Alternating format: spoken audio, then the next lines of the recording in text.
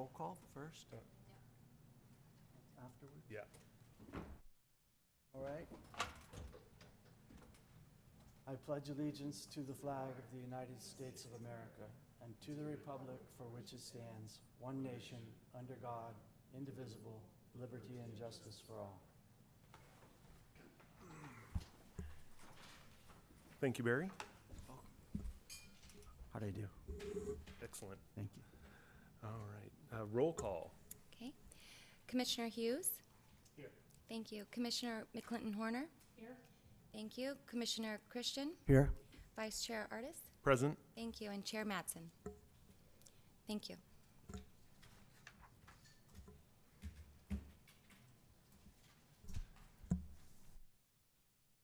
And Liz, are we doing the presentation first, or are we actually going to go ahead and do the? We're going to do the order of Okay. this. The presentation would be first, correct? Great. All right. So the 2020 Urban Management Plan and 2022 Drought Contingency Plan. All right. Felix Hernandez.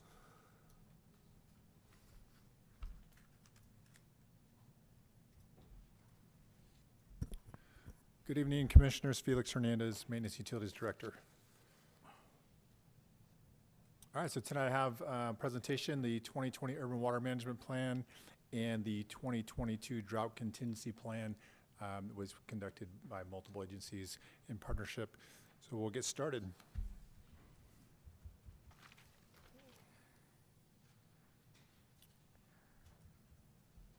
First, Urban Water Management Plan, we're going to talk about the purpose and objectives.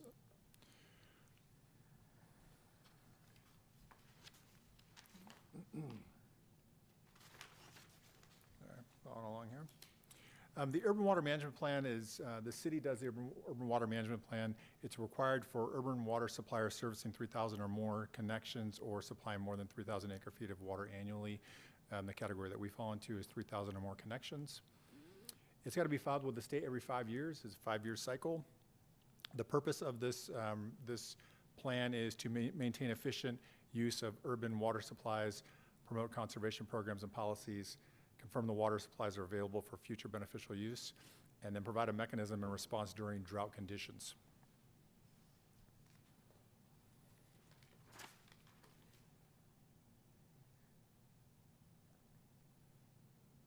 Not sure why that's like that, but either way. This slide got a little wonky. Sorry. Pardon me, Felix, there's no Zoom on, no video on Zoom. Well, I'm just going to go through the process, even though it's not on here. There is a process that happens, outreach activities. Hopefully the rest of the slides are not like this. That process includes we review historic projected demands and supplies and the assessment and the reliability under various conditions, which I'll touch on a little bit later on in more detail. But those conditions where we have a normal year, single dry year, or multiple dry year scenarios, that includes supply reliability and that assessment over a 5-year time frame. Overall, the state law dictates that the contents of the Urban Water Management Plan contains certain components to it. So hopefully these other slides work. Oh, look at that. I didn't realize it was like that. So good to know. Those are the pieces I was just talking about. With that, boom, on to the next one. So these are, there are some new requirements for the 2020 Urban Water Management Plan. There are a few additional things that we had to do. The additional monitoring and reporting is one piece. Climate change conditions and considerations, we had to look at that as well as part of this document. Groundwater supply coordination, seismic risk, the 5 consecutive year dry year reliability assessment. And then there's a few other there as well, but the other piece is this lay description. The lay description would be really, it's I believe the language in the guidance says 8th grade level. So that language that we put out has to be like 8th grade level language. So this lay description, and then energy intensity analysis.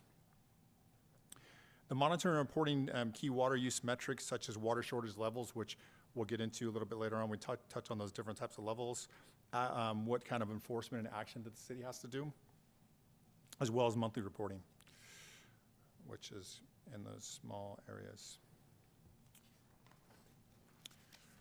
Through this, we have a population and demand projections as well.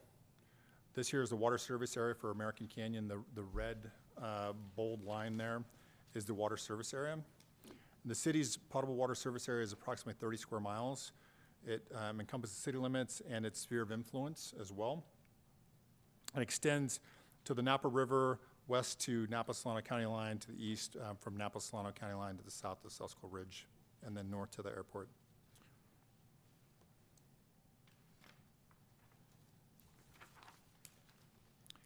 Next step, city implementation. We did meet the 2020 target water use. If you recall, we had some pieces in there, more recently some public outreach on conservation and talking about water supply and water demand, things of that nature that we were able to meet. And then track warnings and violations. Again, that's done through the municipal code. How do we go about enforcing these things? And the state or the city has set up and the state has it as well, where people can report water waste. So that's a piece of that as well. Work with the public and maintain efficient use of supplies, which we do through our zero water footprint, as well as conservation. And then maintain those conservation goals. There's also a supply reliability portion to this. And this supply and demand assessment is a piece of that. So average water year where supply is greater than demand, so we're flush. Then we have single dry year where supply is less than demand. Multiple dry years, again, your supply is less than your demand. And then drought risk assessment, supply less than demand. And to supplement the supply, the city can purchase and transfer water from nearby agencies.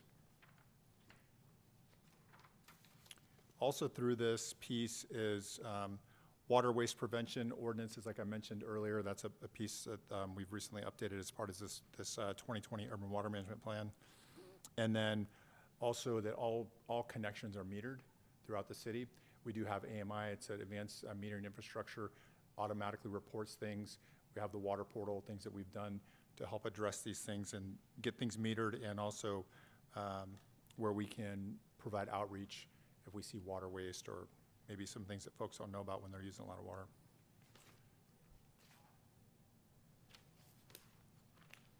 The water shortage contingency plan also has multiple components to it.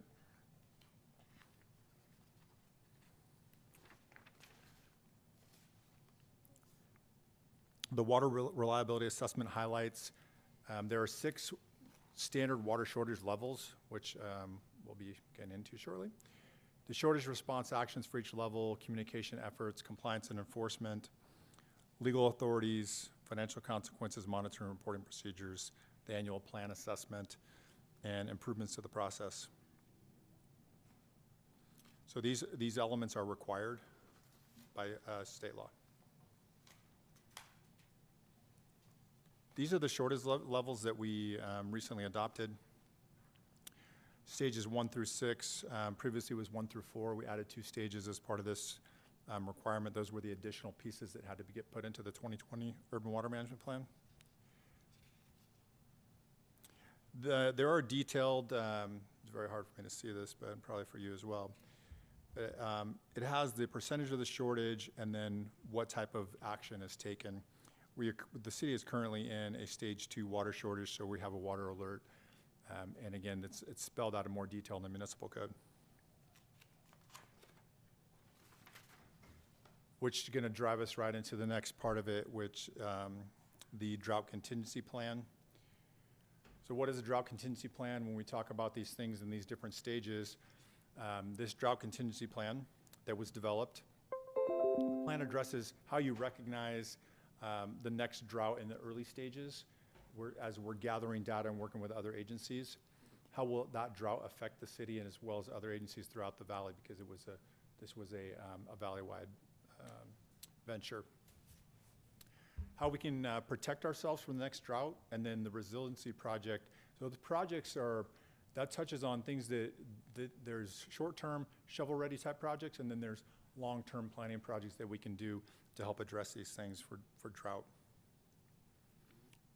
This also has required elements. That's the word I was looking for earlier. The drought contingency plan has 6 required elements: drought monitoring, the process of identifying the drought, like I spoke to, vulnerability assessment, where we evaluate those different risks, mitigation actions, right? What are we going to do about it, right?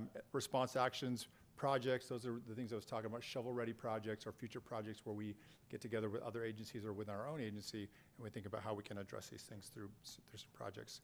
Operational and administrative framework, that's like who does what. So this drought contingency plan over multiple agencies throughout the valley, and in that plan, someone takes the lead, and this plan also spells that out as well. Who takes a lead on what type of thing when we talk about operational and administrative framework. And then the plan update process, we keep the DCP, the drought contingency plan, up to date by regular meeting with our Up Valley folks. The overview of the Napa Valley DCP. These are the different agencies that were participating in the most recent one. American Canyon, obviously, City of Calistoga, City of Napa, St. Helena, Napa County, Napa Sanitation District, and Town of Yountville. This effort was funded partially by the U.S. Bureau of Reclamation, and the key elements were: how do we assess this vulnerability in supply sources, propose regional drought response actions and mitigation measures, i.e. projects, how are we going to address this? One of the advantages to this having a valley-wide approach is that it's almost like you say, safety in numbers. If we had individual projects, whether it be a couple million, 3 million, 5 million, whatever it may be, if we come together as a group and we have these projects identified, and then we have a larger dollar amount, the state is more favorable to that. They look at it as having more impact, and they're more likely to fund those type of projects. Next slide's a good one. At least I think it is. This is the task force partner agencies. We're all physically linked. So it took some time to put this together, really, through the multiple agencies that were working on this. I'm not going to go through it in detail, but essentially what we're saying here is that each of our supply agencies, we have some kind of shared supply or some kind of linkage.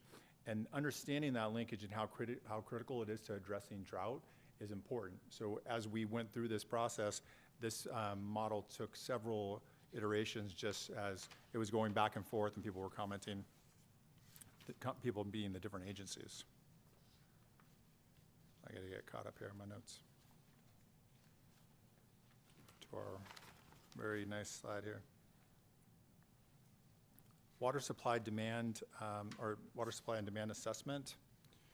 Again, there's similar to the urban water management plan. It was just so happened that these things aligned. It wasn't that we didn't plan that, and the agencies didn't plan it. But they do touch on the same type of things where we have this demand assessment. The water supply and demand assessment identifies these heavy reliance on limited number of supply sources. And then as the region, we go, what are we looking at? And we're saying there is enough water supply across all the sources. Again, drought contingency planning, how can the agencies help each other? And we go back to that really cool model. It shows how we're so interconnected that we can help each other through drought. And it's noted here, some municipalities face supply deficits during drought conditions. Those conditions, obviously everyone's, they face different risks depending on what their infrastructure is like or what their agencies are doing. And this is kind of explains that, the vulnerability assessment. It's the risk to the water supply is a combination of consequences and likelihood, depending on what the individual municipality, when they do the risk assessment, which we're getting ready to do an individual risk assessment now at the water treatment plant and in our distribution system. So we'll be able to kind of address these things as well, just internally. But in this vulnerability assessments, what are the consequences? What's the significance of the supply source? Is it regional? Is it local? And then the likelihood, is it certain to happen? Is it mostly certain, or is it, hey, this is not going to happen, once in a blue moon? Which I don't know. Do you know how long that? Once in a blue moon? How often? I don't recall. My daughter would know that.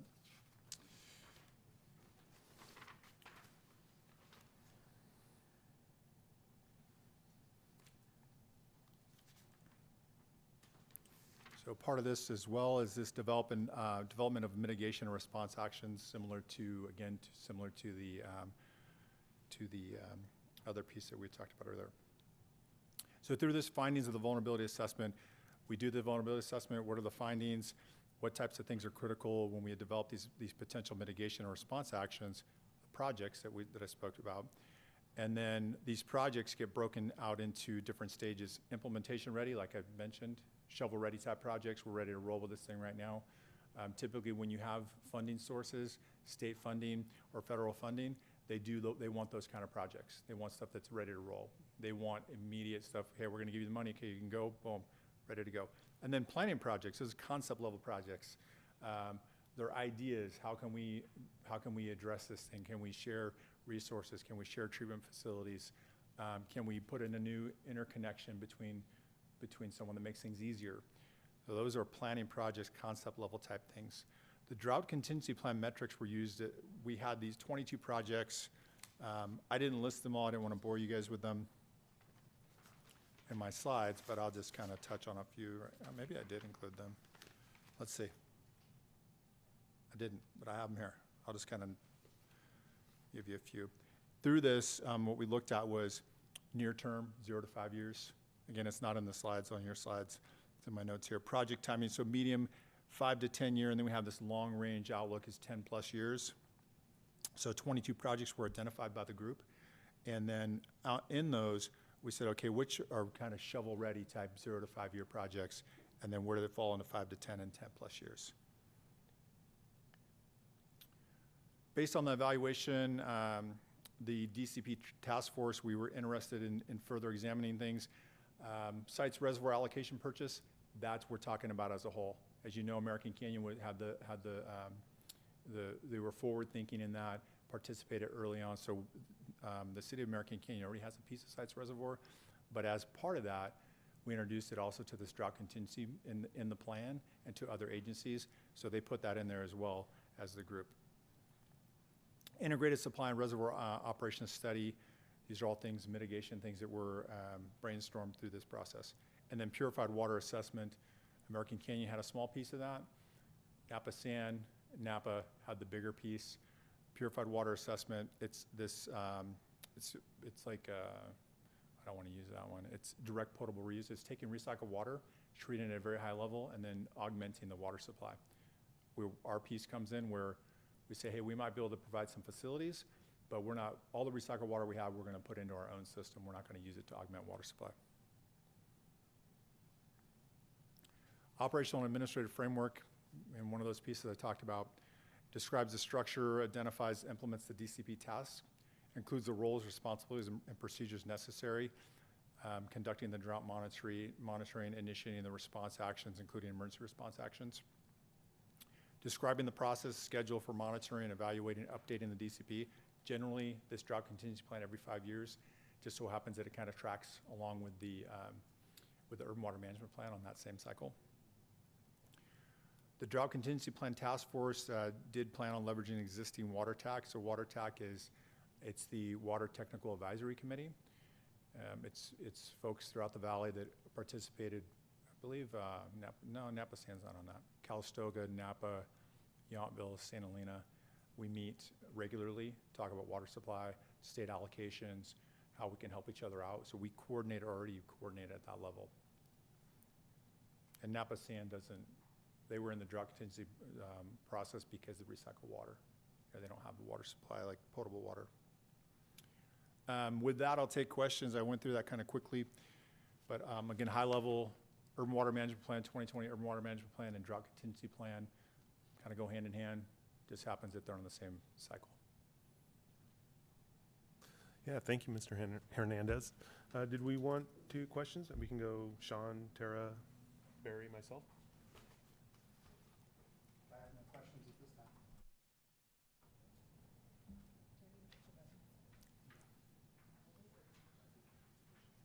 Okay. Hi, thank you for the presentation. You mentioned that there's a tool to report water wasting. That's correct. Is that for businesses or residential as well? It's for both. It's there's a state. I believe they're both linked on the city website. Okay. It's a state reporting tool, but also through the city. So when we were required to provide that, and as it goes through the link, it may go directly to the state, but either way, it's on our website. So someone could go in there and they could say, I want to report water waste, click on it, and they file a report. We do get notification as well. Okay, and that's ongoing. It's ongoing, correct. Okay, thank you. You're welcome. Yeah, thanks. I noticed Calistoga in the, well, first of all, the regional, you showed the chart of the region, but it seems like the region was all Napa County. Did it include Vallejo as well? Did I miss that? Does not. The drought Okay. contingency plan is what you're speaking to? The chart that showed with the links. How Oh, we're- I have to go back and say, I don't think we included that, is when we look at the drought contingency, we very well may have. I don't know offhand. And I'd have to look, I mean, it's pretty robust. So it looks like one of those, one of those old, when you do your little puzzle and you gotta go through Looks the like names. it'd give me a headache if I Yeah. really studied it for a while. Yeah, But I noticed it looked to me like Calistoga was a link, and I'm thinking, wait a minute, what is the connection between us and Calistoga in terms of water? Everyone connected. The way that shows that is that currently the city of Napa pushes water up valley to Calistoga and St. Helena. Okay, We have a connection with Napa. Napa, yeah. So theoretically, we could do that if we had to. It's not something that I know has ever been done, but there is a connection, absolutely. Yeah, and then groundwater management, I noticed in there, we don't have any groundwater here, do we? We don't have any wells in American We Canyon? do not. Okay, and St. Helena does. St. Helena has groundwater. I'm not certain about Napa or Yountville. and the water TAC, what agency oversees that? What is that, is that under? The state law or- No, it's not. It's just a technical advisory committee, kind of, if you will, where you get together. It's mostly facilitated by the flood control district. They normally provide the agenda. They provide the topics. We can add topics to the agenda. The main reason that the flood control district is kind of the point is because with the state, they represent us at the state level, really, for the state water project. So we're just, the state sees us as one entity, and that entity being the flood control district. Mhm. And then when would sites come online? What's the prediction? Oh, I believe we're looking at 7 years. Maybe Jason might know a little better than me, but even though I'm involved, it has, what sites is that? We're saying 7 to 9 years? Is that what the last one was? Yeah, thank you for the question. So right now with the sites project, they've resubmitted the water right application to the State Water Board. Probably the most studied water right application in the history of California. Hopefully Water Board approves it soon. That is really the linchpin to the next step. So CEQA document has been out, response to comments being prepared. There's a whole bunch of funding agreements that are really going to be the balance of this year. All of the participating agencies thus far have been putting cash into the pot. The idea going forward is to use debt to finish the design, property acquisition, construction, large long-term debt. So before that debt can be issued, the questions around the water rights application have to be ironed out. So assuming those two things happen this calendar year, final design, you could see construction beginning of 25. It's assumed to be kind of a 6 to 7 year build. They're looking at optimizing the construction in a way that you could fill part of it early and actually start filling in 31. Whether that comes to fruition or not, still to be determined. But 31, 32 are kind of the time.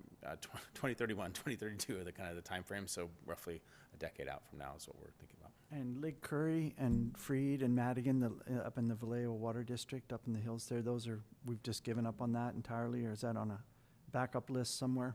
Yeah, the drought contingency plan that was prepared knows about those, but is not evaluating those as a potential solution. Okay, and then Napa has to do a groundwater sustainability plan. I forget what it is. It's under the State Water Board. Are we any part of that? No, other than the fact that we all reside in Napa County, The groundwater basin work is all done through the the GSA. Yeah, and it doesn't extend down to where we're at anyway, so, but There are different groundwater basins in the area. The one that's being studied, and it's under really the Groundwater Sustainability Act, is further up valley. yeah. Okay, thank you. Does the plan include potential availability or lack thereof of water supply from other sources, and how does that figure into approval of new residences across not just in American Canyon, but across the partners that are together? Yeah, thank you, Vice Chair. Are you referring to the drought contingency Yeah. plan? Okay. And the question was again? So, because if there's like a partnership with the others, like within the cities and the county, so how does that play into new residences that are being approved in different cities? And is there some kind of limitation or a coming together of this is how many people we can actually bring in within this partnership to ensure that there's adequate water to keep a supply greater than the demand that could potentially grow? Yeah, thank you. The drought contingency plan took into consideration every agency's urban water management plan. And so those population projections are included in that. It doesn't specifically speak to population, but it takes it into account through the urban water management plans of the different agencies and what the projected growth is. For instance, our urban water management plan has our projections in there. And when we look at water supply and development and things of that nature, we use the urban water management plan as a guide. And we go, okay, yeah, we're okay. It'd be like, you know, if you remember back maybe in high school or college and you all want to go somewhere and you're all jumping into the car, you go, hey, sorry, we got no more room. Same type of deal, right? That's our urban water management plan. We got no more room, no more seats in this vehicle, so we can't do it. So development takes all that into consideration. Got it. Excellent. And then I think you were also mentioning, and I didn't quite take good enough notes on this part, but you know, just allocation-wise for water, does, say, the state look more favorably on cities that are building apartments or other multifamily residences at this point, and then maybe increasing allocation for water at that point? As of right now, I can say no, and I can't say what the state's going to do moving forward. Currently, we have an allocation. The way that it works is each agency that's represented by the flood control district, we say, here's what we want. We always ask for the maximum allocation, which for American Canyon is 4,000 acre feet. They put that into one pot. They go to the state and say, okay, however many acre feet it was, you know, 350,000 acre feet, whatever it may be. And then the state will come back and say, okay, here's your allocation. So I don't believe that those things are taken into consideration when they do allocations. What's taken into consideration is reservoir levels and snowpack. Those are the things, right? And how they run those in their models to determine what the supply is going to be for the year. Excellent. Yeah, I'll go even a step farther, Vice Chair Artis. The state is actually detached. So the HCD, which generally talks about housing and provision of housing, is totally detached from the part of the state that talks about water supply and water provision. It's unfortunate, actually, but to Director Hernandez's point, water supply is driven by either water contracts, water rights, environmental conditions, hydraulic conditions, completely detached from the end user. So the state actually, and maybe they should, but at the moment they don't give any sort of priority for the types of land uses they say they prioritize on the other side of the fence. But at this point, they're completely detached from each other. Excellent. Yeah, thank you, City Manager Hawley and Director Hernandez. I have another question based on your question. So we're approving developments here, Watson Ranch, Oat Hill, and that. Is our current water supply inhibiting the amount of development that we can approve in American Canyon? In a word, no. We talk about this in the State of the City publication that we put out and in our recent video. American Canyon has been so forward-leaning with our water practices, our water conservation practices, that we just are really making every drop count, not to be overly cliche. So the short version of the story, when new development happens, we have a policy called our Zero Water Footprint Policy that requires the new development to offset its demands. It can do it in a number of ways. It can bring new supplies to the table. It can reduce demands elsewhere. and so forth. And so the classic example is the Canyon Ridge apartment project across the street from a few years ago.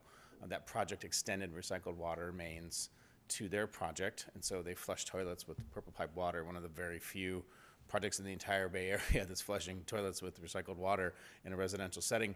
But they also connected the neighboring shopping center. So all of that landscaping at Walmart, Main Street Park, et cetera, previously was irrigated with potable water. And as a result of the Canyon Ridge project and the Napa Junction 3 Commercial Center, it is now all converted to recycled water. Potable water was literally saved by the commercial and Canyon Ridge apartment project.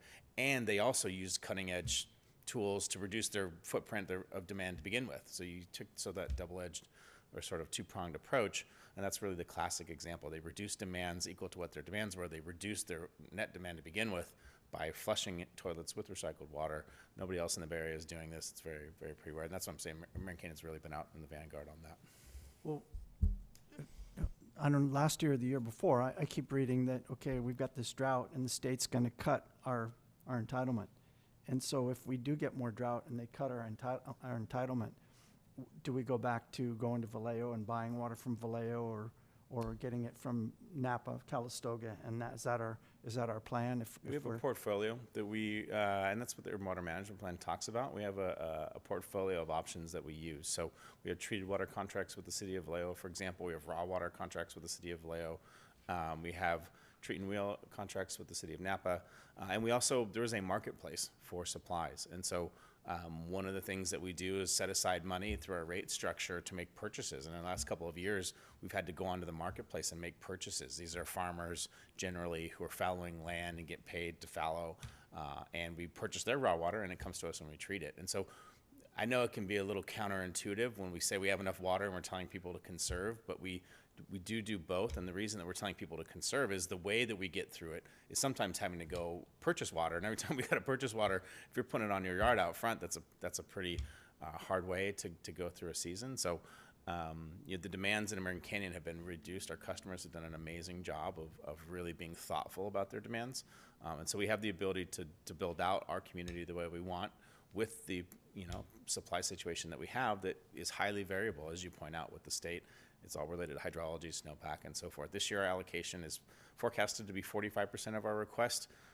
I think that's a pretty conservative estimate at the moment from the state, but the one thing they don't want to do is go backtrack. So they don't want to give 80% and then change their mind in April and say it's only 30%. And so they're often very, very slow to really forecast the actual demand. It's April 1 when they say, okay, this is your demand for the year, your allocation for the year. So we'll know more as we get to April. I'd be shocked if our number stayed at 45 this year. And the other thing you can do is you can be smart about your use and carry over. Remember back when cell phones first came out, you had rollover minutes, right? We don't do that anymore. We used to have rollover minutes, right? So essentially, we could do rollover minutes on our water supply. So in 1 year, if we had a lot, we didn't use it all, you could carry it over. It was literally called carry. You could carry it over to a subsequent year, a kind of banking, if you will. So that's how we kind of manage the ebbs and the flows of it, but also by just being really smart with it. Sounds really complicated. Thank you. Thank you. Any other questions? No? Great, thank you. Thank you. Thank you, Felix.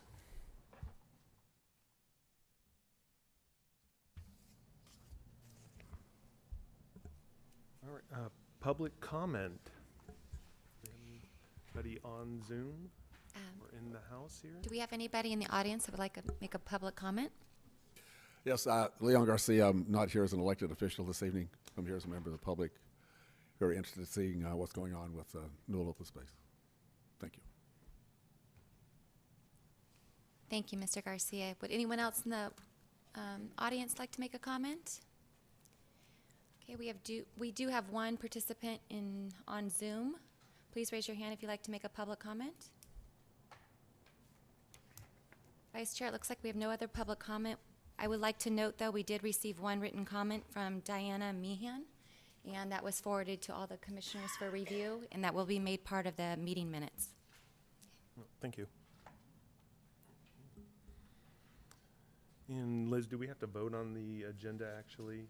I do not recall. No, the next item would be any agenda changes, Okay. and then we'd move forward. All right, do we have any agenda changes? like we are good.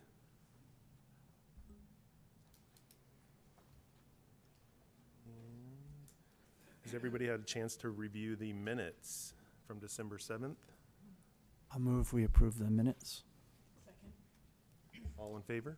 Aye. Oh, We have to do a roll we have call. to do Thank the you. All our new rules. Not Zoom? Yes, we need to do a roll call. Sorry. Commissioner Hughes? Thank you. Commissioner McClinton-Horner? Yes. Commissioner Christian? Yes. And Vice Chair Artis? approve. Thank you. Just real quick, the microphones that you have in front of you have an on-off button, and if you push the button, the little green light comes on, and if you don't push the button, the green light goes off. The folks on YouTube in particular can't hear you if you don't have your microphone on. Just FYI. All right, we are moving on to business, which is to elect a chair and vice chair for 2023.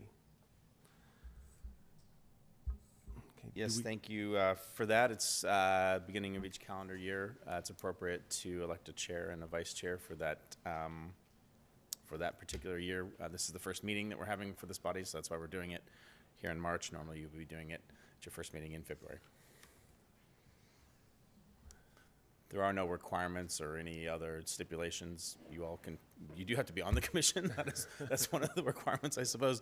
But other than that, there are no implied rotations or mandatory rotations or anything like that.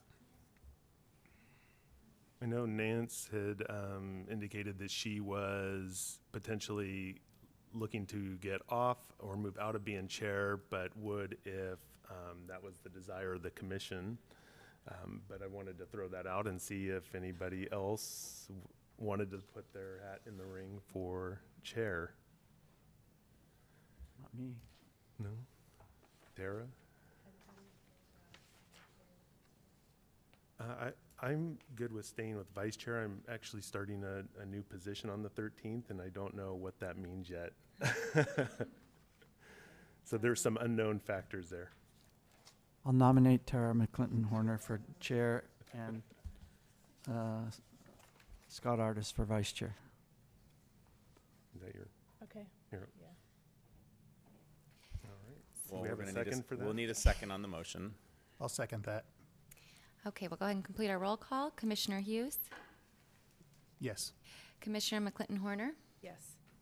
Commissioner Christian? Yes. And Vice Chair Artis? Yes. Okay. Congratulations, Tara. Thank you. Thanks for stepping up. So with that, Chair McClinton-Horner, we're going to go ahead and pass the duties of the meeting over to you. Right now? I'm glad she wasn't here for that conversation earlier, because then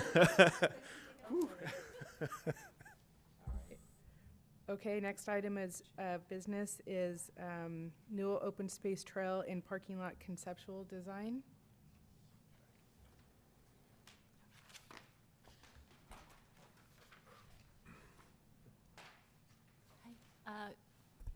Hello, can you hear me?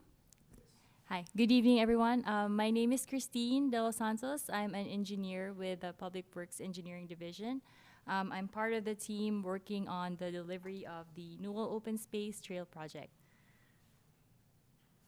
So just a quick overview, the goal or objective of this project is to provide public access to the Newell Open Space Preserve. So that includes vehicular, pedestrian, bicyclist, and equestrian access to the Newell Open Space Preserve, as well as make improvements to the trail areas. So in order to deliver this project, it's divided into several phases. We have the design, right-of-way acquisition, and construction. Currently, we're on the design phase and right-of-way acquisition phase. The city has engaged consultants to work on both of these phases. For the design, we have Cuesta Engineering. They have provided us with 60% design plans, which I will talk about later in my presentation. And for the right-of-way acquisition, we have engaged the help of Associated Right-of-Way Services, or ARWS, to perform appraisals and take the lead on negotiation and acquisition process. So jumping into the design, This is actually taken from the 60% design plans. Nothing is final, but sorry, it's not very clear. But the parking area is ADA accessible. It is paved. There's stalls, parking stalls, and including one which is ADA van accessible. There is a portion towards the bottom there. There's about a 12-foot wide area for horse trailer parking. And we did receive a comment before the presentation about the possibility of adding bike parking. And so it's not here yet, it's not reflected here yet, but that's something that we can definitely look into and possibly adding to the design. There is one entry into the parking lot, which is aligned with the Donaldson Way intersection, which is currently an all-way stop. And to exit the parking lot, one will have to turn right into Newell Drive. So this is all based on the assumption that the future Newell Drive extension improvements have been completed. It's also worth mentioning that the Class 1 trails that have been built and completed by the Canyon Estates development adjacent to this project is going to be tied into this parking lot area and into the trail area as well. Recently, we've also completed the ARPA bike lane improvements at Donaldson Way, so that's been done, and that will provide bicyclists so access to the parking lot and into the trail area.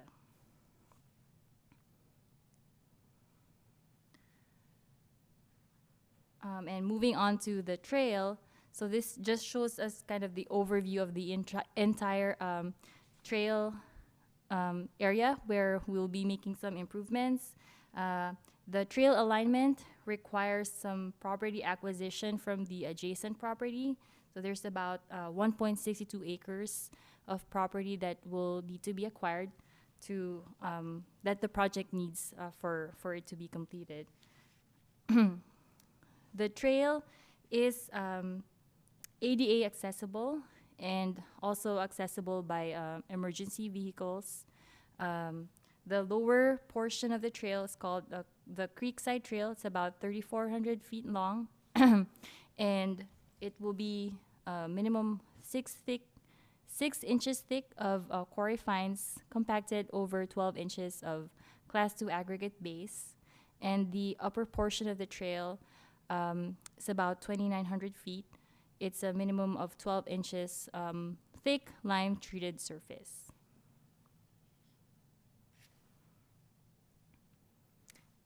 Just to provide you an estimated timeline, our goal is to deliver 100% of the design. So that's including the plan, specification, and estimates by the summer of this year, and followed by advertisement and construction to be determined at a later date. And with that, open for questions if you guys have anything. Yeah, I do. Yeah. Okay, thank you. The data sheet says that the trail sign will be, or the entrance sign will be moved to be relocated to where? Is it on there? Did I just miss it? I'll probably have to show the 60% plans. I'm not sure if they're loaded on the computer right here. The thing about the entrance sign is that was all done by the Girl Scouts. They built that whole kiosk and did a wonderful job on it. So I just want to make sure that it doesn't get, put in Thrown a away. closet somewhere or Right. torn down. That it's We'll utilized, because it's a great work. right. So we'll take note of that and make sure that it gets incorporated into the design, the final design. Okay, and the second thing, I talk to people when I'm out there, and I was talking to some equestrians about the horse trailer parking area, and they asked me if it was going to be paved. So I asked them what that's about, and they said when you're bringing a horse down off of a ramp If they come onto a hard pavement, they can slip. And so that their preference would be to come onto either natural dirt or to gravel or something like that, but not come down that horse trail or ramp and then hit that hard pavement. And I had no idea about these things, but that's what the equestrians are telling me. So I'm wondering if we can make sure that we take a look into that and see how it's done other places, what's the best way to get a horse off of a trailer and onto the surface without injury. Thank you for that. I had no idea too. So we'll take note of that and pass that on to our design engineer. Is that Cuesta, Jeff Peters? Is he still doing that? Yes. Okay. Yes. And then for the quarry fines, how wide is that planned to be? The quarry fine trail for the first 3,400 feet, I think you said, or not 30, yeah, 3,400. So it's gonna be 8 feet wide and 1.5 foot shoulders on both sides of it. So that total will be 11 foot wide. 1.5 feet on both. Okay, so at the wetlands trails, when that was first put in, that's quarry fines. And what we were told was we couldn't have horses out there because the horse prints do a lot of damage to the quarry fines. Now, there's been horses out there, especially on the trail going further north all the way up to the Brazos Railroad Bridge. But I think they're still prohibited from the trails in American Canyon because of the damage that the hoofs can do to the quarry fines. So if this quarry fine trail is up there and we have equestrians going up there, I've always wondered, okay, how are you going to protect the trail? And the other part of this is that for mountain bikes or for hikers even sometimes, it's nice just to be able to walk on something that's natural surface. So, I mean, the whole city's paved, right? Right. You can go to maybe a sports field and where they play soccer, but everywhere else it's paved. So where can you go and get off the pavement and get on natural surface? So that's one thing I really like about Newell Preserve, because as soon as I start out in the parking lot, I'm walking on a natural surface, and I have to be careful because natural surfaces are kind of tricky. But we had talked about this before, about having built a side trail right along the main trail that would accommodate horses or mountain bikers or people who just want to get off the pavement because they're in an open space area and they want to walk on a natural surface. So I was hoping that would somehow be accommodated in the design instead of just having one quarry fines trail, that you would have something on the side that could be natural for mountain bikers, hikers, and horses. And then one more part to this is Creighton Wright had talked about, when the fire happened there and all of a sudden we had all these fire trucks up there. He hadn't thought about it before, but this is also a service entrance. So will the trail hold up to service vehicles, maybe heavy vehicles at times, fire trucks, things like that are going up there? Because when we had the fire a few years ago, there was all kinds of fire trucks all over that hill. And so are you designing it so that it'll stand up to the weight of a fire truck that's using it as an entrance, or for trucks that have to go up there and do heavy work, taking down trees or fixing trail or whatever it is? So, and I don't know that we have another entrance. We have the original easement that came in by the Walmart, and we gave up part of that, and now it comes in through the Yeager property and goes between some of the Newell family properties there. There's a barn and a house over there, and that trail comes in through there, and that's a deeded easement that's in the deed. So are we giving up any of that, and is that going to be the service entrance? And is that how we get around this idea that we don't want to destroy the road by having fire trucks go up, and it's 6 inches of quarry fine, and we don't know how that'll hold up to the heavy trucks? I believe the design right now, as it shows it, is considering the use of the trail for emergency vehicles. That includes fire trucks as well. So it's 6 inches of quarry fines over 12 inches of aggregate base that's been compacted. So I believe that's a pretty pretty strong structural section that will be able to handle that. Okay, and on the idea of having a side trail that's a natural surface to going up there, is there some way that you guys can do that? I defer to my director. Good evening, Eric Alman-Smithies, Public Works Director. In answer to that, it is a natural surface. I don't know how more natural you can get from quarry fines or treated lime base. It's using the existing materials there as far as the lime treated base in the upper section. But quarry fines are considered a natural surface, so I'm kind of confused by your question. And we're trying to meet ADA accessibility. So we're trying to meet, you got bicyclists, you got walkers, you have horse riders, and you have people that have disabilities that need to get in there as well. Yeah. So that's where the quarry fines provide that stabilized walkway to allow people that don't have the ability to walk up there on their own without some assistance. It gets a little trickier at the lime treated base going up the hill. That right now is being designed to be ADA accessibility, but over time it may degrade depending on, it's going to be lime treated base. It should hold up well, but as you were just talking before the meeting today, it is a natural surface. It could degrade over time. It will require additional maintenance. Yeah. Well, the other thing is that the bicyclists coming down the hill, they're going to probably take that trail, and they're just going to be flying that much faster down the hill.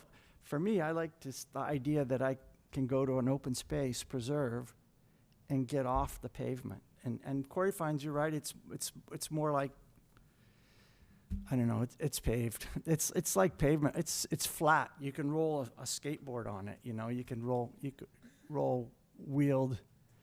Yeah, out here where the quarry fine, not in the gravel at the wetlands trails. If you go around the landfill, that's gravel.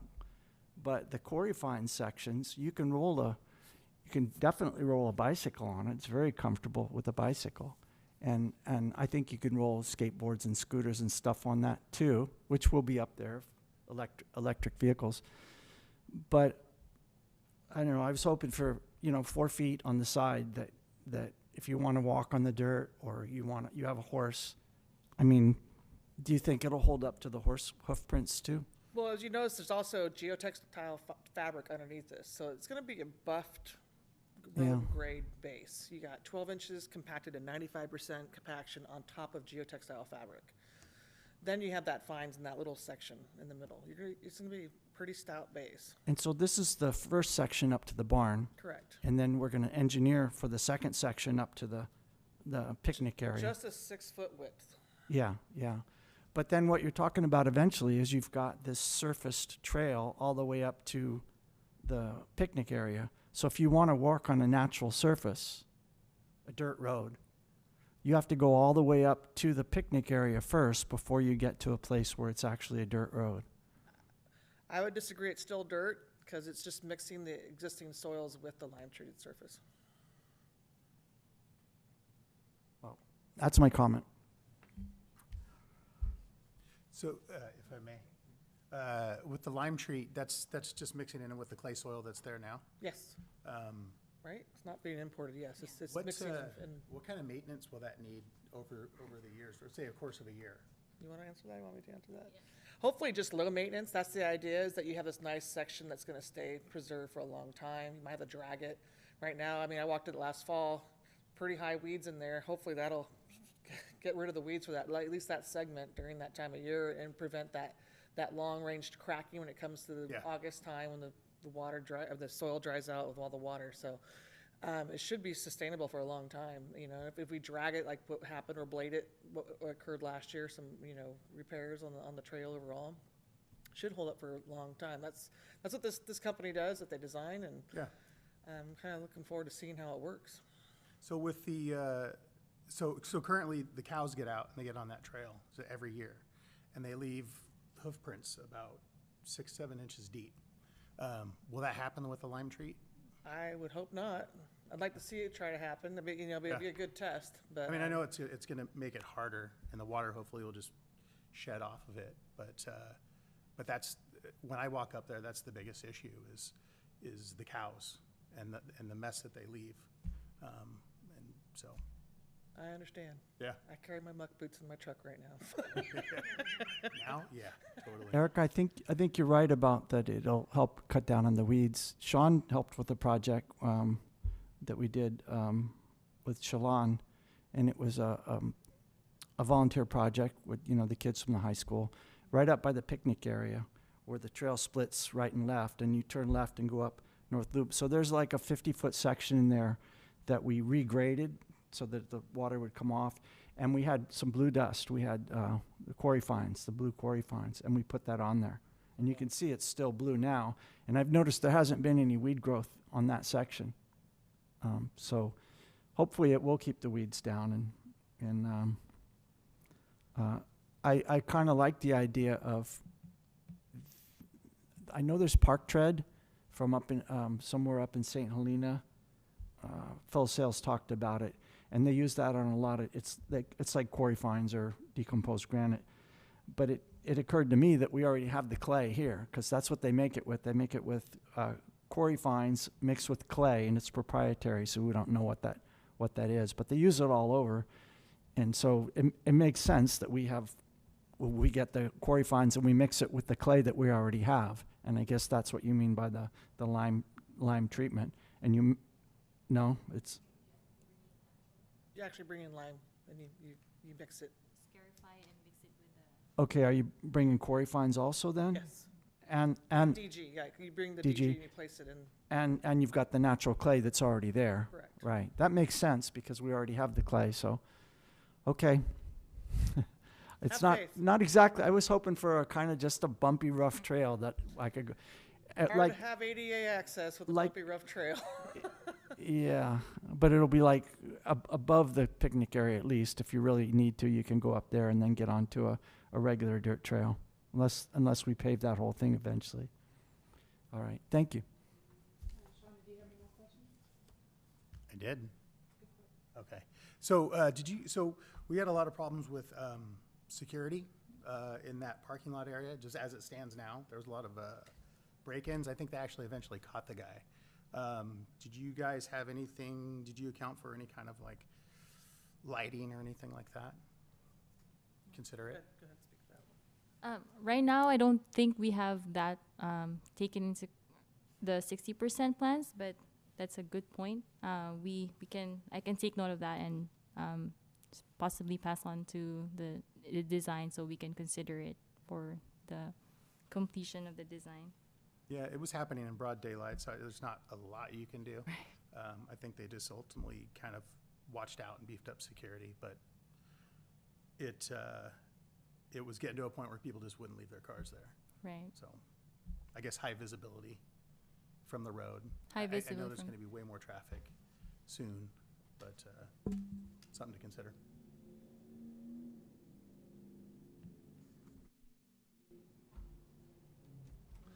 Questions for me, Scott? Yeah, thank you for the presentation.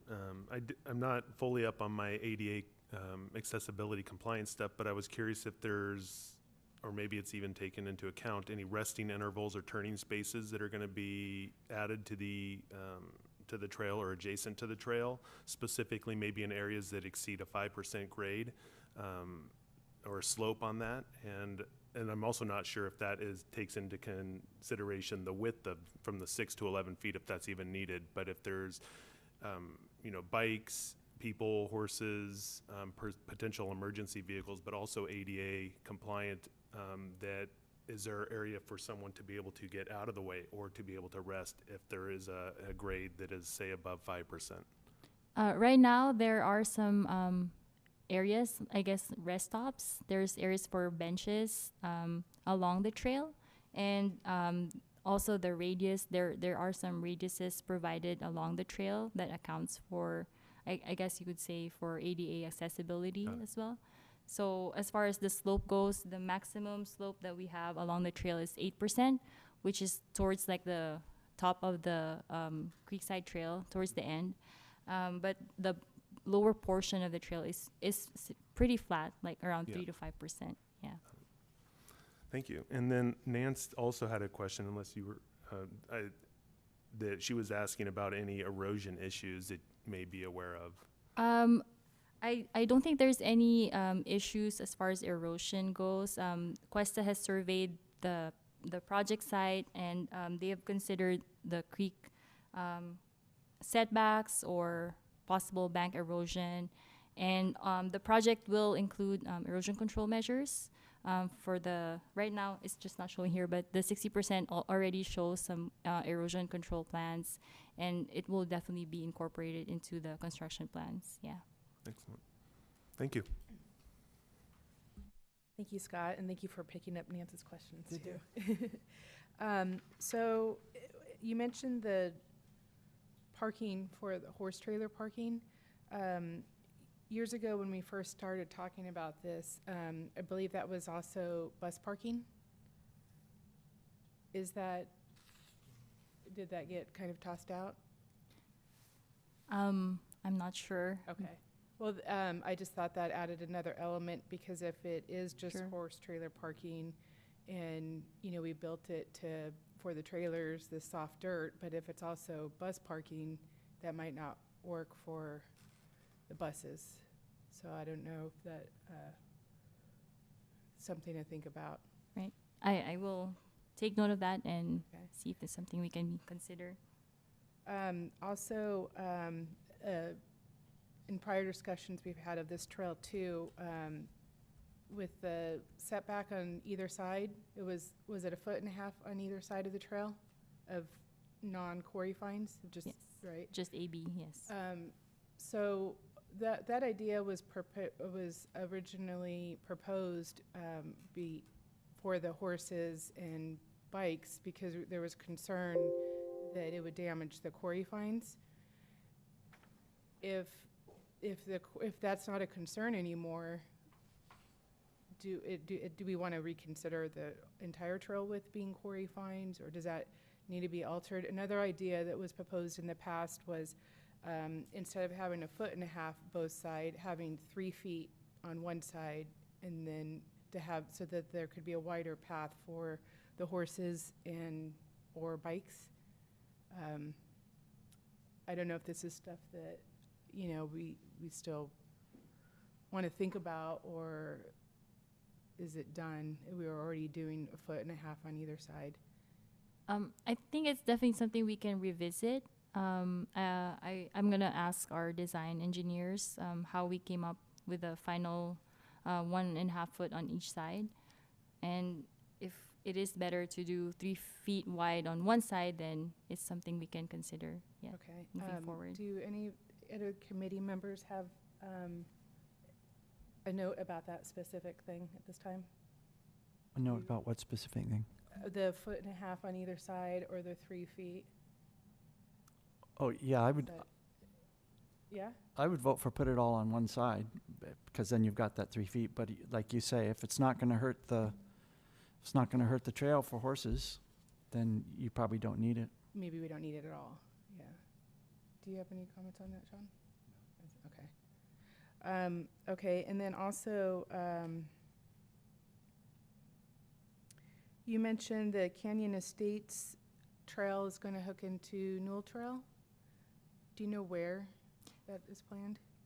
So the Class 1 trail is already built. It ends right at the Donaldson Way intersection, where there's currently the ADA ramp. That's where it ends right now. So if you could see towards the southern end of the parking lot, that's where it's going to tie into. Oh, just right there, not up the trail.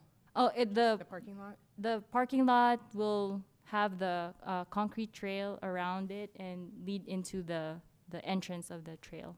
Oh, okay, okay. Yeah. And also the bike lockers. I think that there's been some people interested in seeing bike lockers instead of actual bike racks. Okay.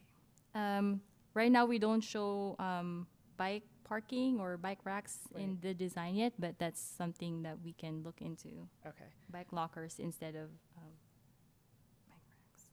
And I was also wondering if we have any updates on the trail acquisition. Oh, that was that was actually on my mind, although I'm not asking questions. I was going to see if we had any updates on that. I'm gonna go from memory, Eric, you can correct me if I'm wrong.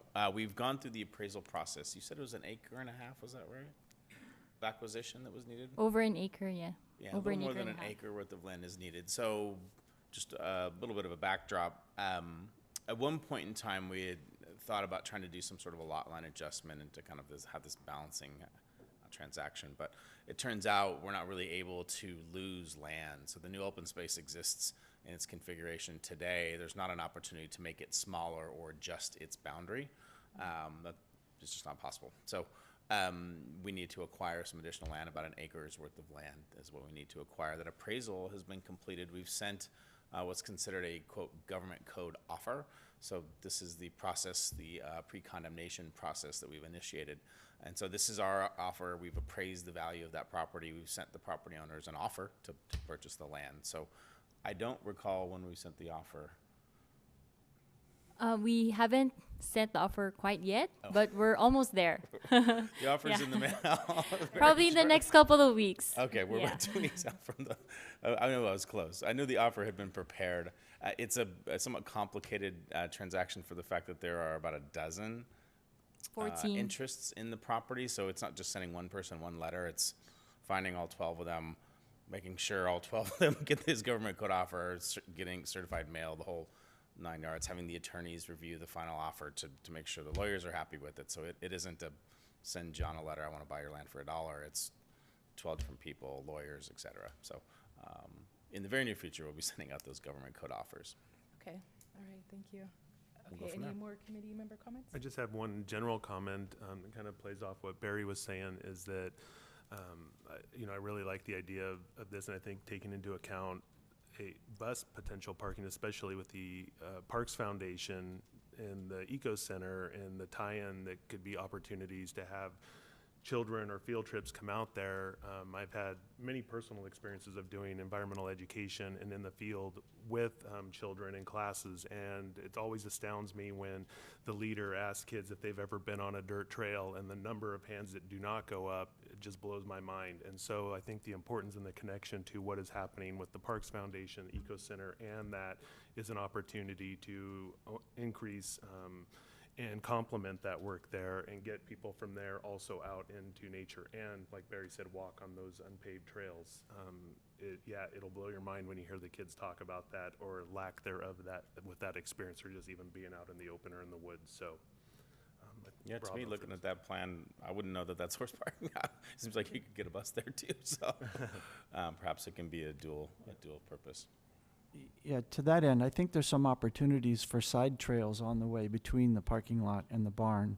There's those old frog mitigation ponds and there's some flat surfaces in there, and there could be some informal trails in there, and maybe some native plantings, maybe at some point a lot of native plantings, and an opportunity for a walk through a native garden. Mm-hmm. So there's plenty of room up there for those kinds of things that we've thought for a while. And my other question would be, I don't recall, did you give us a timeline? I know this is a 60% draft.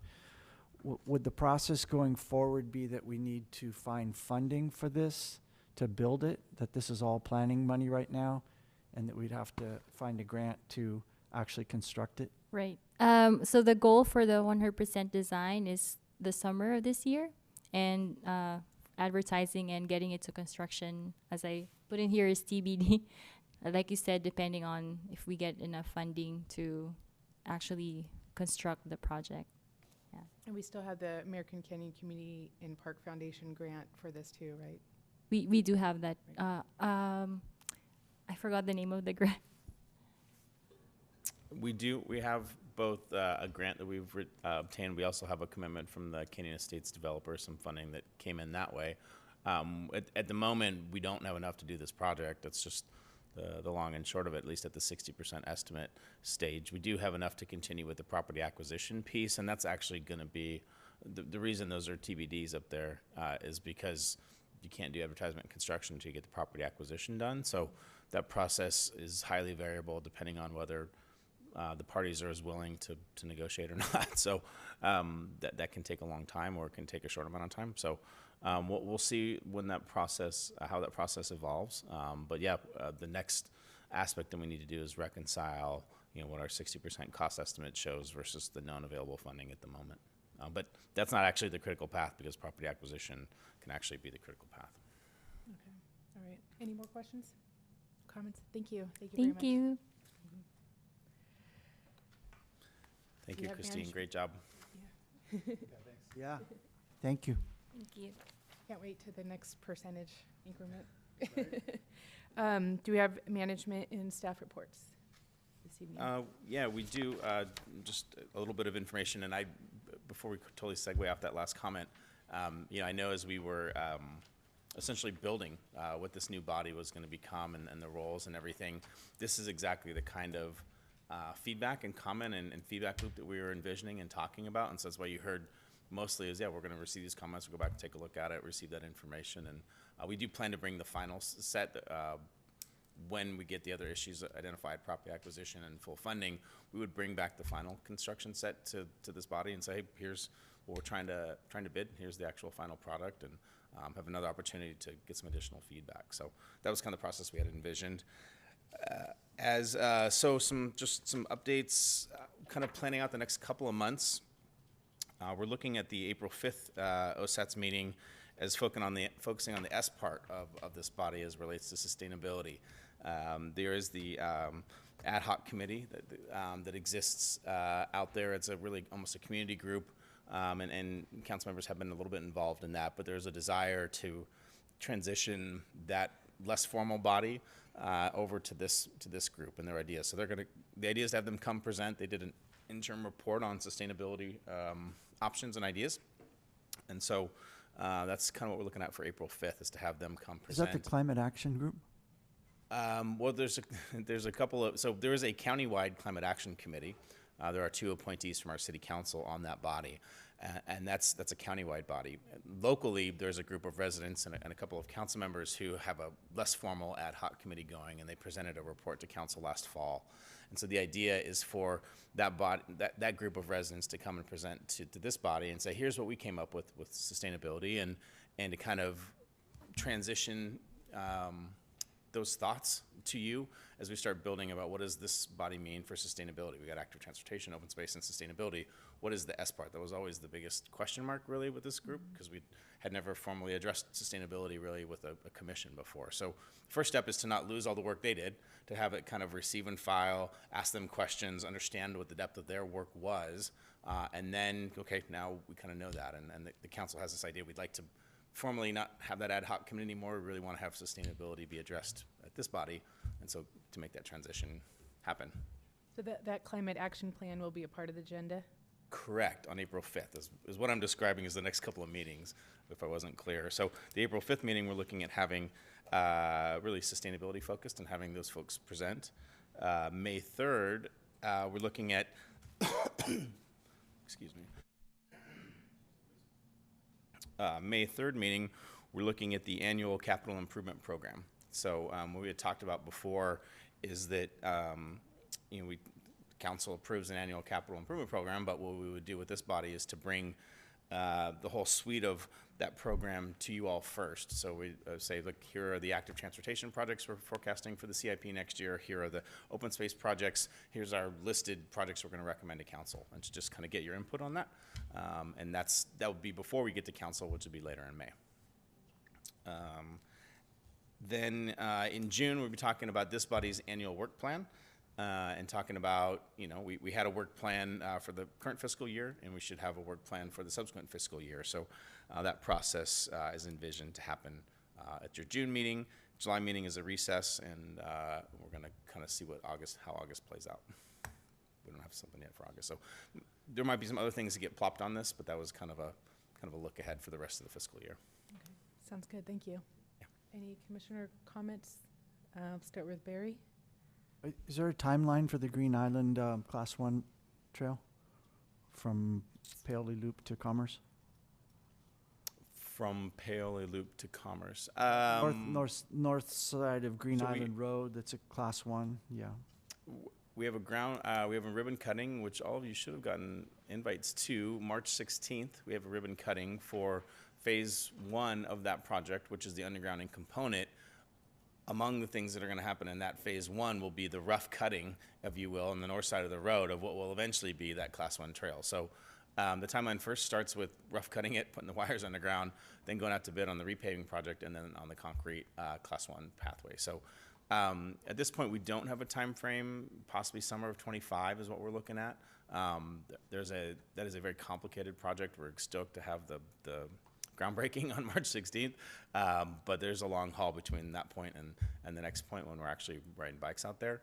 As part of that final design, we are looking at the ability of connecting Commerce itself and connecting some of the Class 1s that exist on Commerce all the way over to wetlands, and how do we address that sort of north-south link between the Class 1 on Green Island Road and the Class 1s that exist to the south of there. So that's part of the thought process as we finalize those designs. But again, we got to get the undergrounding project completed first. Thanks, Jason. And I went up to Newell before the storm and then just a few weeks ago during a break in the storm, and I wanted to see the condition. The frog pond up there is full of water, and that's pretty. I heard frogs in it. And the former landslides have held up. I was very concerned about that. You probably heard me talking about that a lot of times, a lot of places. But I was surprised. It's cutting a little bit. I've got pictures to compare it, and I'm trying to see what the rate of cut is. And it's moving toward the road a little bit, but not nearly what I was as concerned about. So I'm happy to hear that. The staff looks like they made the right call on it, so I have to acknowledge that. And I still would like rock put in there. And some of those slides where they've slid, they're getting subsequent slides coming from the side. And there's some new slides there too, one or two new ones that have slid since then. So it's unstable. But it looks like the road is safe for now. I was surprised, but I'm happily surprised. Thank you. And Commissioner Hughes, any comments? About our future agenda items or, yeah. No comments. Okay. And Vice Chair Aldis? I just wanted to say thanks again for the presentations and for the upcoming agenda items. Those are, I think, some good ways forward, and I'm looking forward to, to seeing all this stuff coming to fruition after all of the long chats that we've had over the past year. So, thank you. Yeah, I'm pretty excited that we have our new commission and looking forward to doing some good things for our community. Thank you. And thank you for the presentations tonight as well. So I'd like to adjourn the meeting. 7:51. You get to do the gavel, but you don't need a vote. The power of the chair is the gavel, and you actually don't need a vote. Such a baby tap. Thank you. Good night. Thank you. Very nice to see you again. Nice meeting you. Yeah, it's a pleasure. Yeah, nice to see you again. Yeah, nice to meet you. Good to finally meet you.